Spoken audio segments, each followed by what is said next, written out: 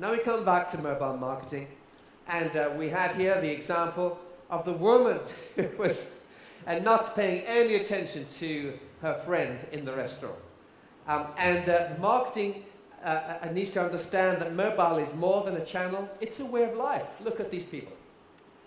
I filmed this all in less than 30 seconds to 1 minute. 30 seconds is enough on an escalator to open a phone and watch TV. Multi-channel, multi-dimensional. And the next big thing in Bulgaria, in Europe, in the wider world is location. It's understanding what the customer is doing and where they are. It's knowing that they are in a taxi right now going to work. We know that. The telco company knows that. They can plot it. They see the same journey every day it happens. They can see what you have done recently. They can see which taxi you're in. The taxi maybe can see your phone. It can see in the Internet of Things a little transmitter in your glasses, which the retailer uses to track its product. It's a question of understanding where this person is right now. By the way, do you think this is office or home? Home, maybe. Is this a man or a woman? I'm not sure. Where is he? What is he doing? I tell you, he's probably in the toilet. And he's probably been there for 20 minutes. Doing his emails. And then his boss phoned him. He says, "Where are you?" He says, "I'm at home working." And the boss doesn't understand exactly what's happening. It's a question of understanding how we can engage with the customer. This is for an insurer. We can reduce the customer support costs. We can boost cross-selling. We can send an SMS giving progress on the insurance claim. We can fuse with social media, all to do with the phone and how we communicate. And mobile payment is another big trend. Cash is really expensive across the EU. It costs 60 billion euros a year just to handle pieces of paper and coins. But 70% of all mobile payments in the world are happening outside of Europe, outside of America, outside of Asia. 70% of all mobile payments are taking place in one place in the world, which is Africa. They're taking place actually mainly in Kenya. Kenya is driving a revolution in retail payments using one platform, M-Pesa, and this platform is responsible now for 1/3 of all Kenya's GDP. And the biggest driver is remittances. It's sending money home. It might be from the city to the rural area to support the children. It might be because one of them is now working from Nairobi. They have moved and they're now in Sofia working as a waiter, and they're sending money home using M-Pesa.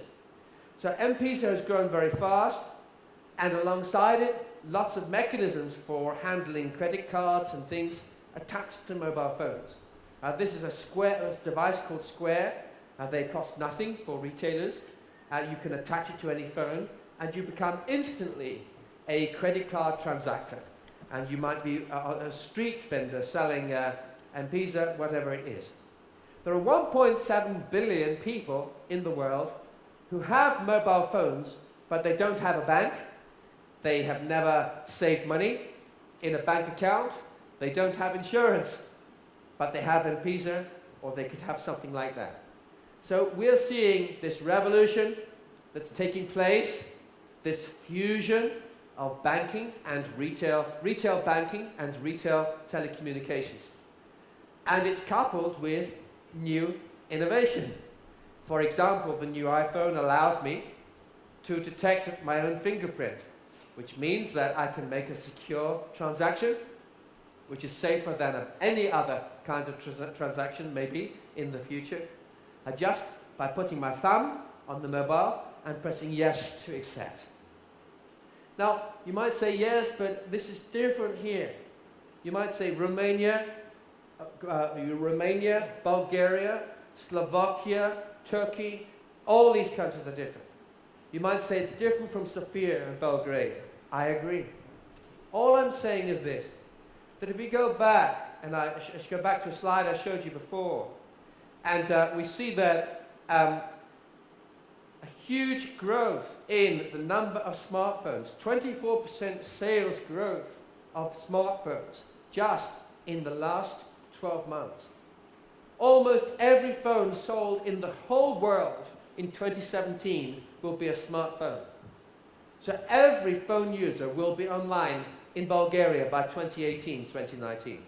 Every one of them into a world where location is becoming important, where the taxi perhaps can begin to sense where they are, where they could be doing anything, anywhere, anytime, where mobile payments are becoming perhaps part of their own future. Not with a bank, but just sending money to a friend at almost zero cost. So it's a very strange, exciting time of change. It's a world where we can, and my telco clients are considering a radical future where the cost of providing telecommunications is falling towards zero, of giving you an iPad, of changing your BlackBerry every year, of maybe giving you your own mobile, some other device that you want. The cost of giving you unlimited video calls, the cost of giving you unlimited voice calls with roaming across the whole of Europe for free, the cost of doing such things is falling towards zero. And the amount of money they can raise by capturing every transaction on the mobile is rising fast. And the point is coming for many telcos and many banks, where they might be able to give all the technology away to higher value customers, just to be certain that you're using the phone for all the transactions. And if you start to do that, then a lot of things fall into place. I'm not telling you the future, I'm telling you history, because it is already happening in various countries.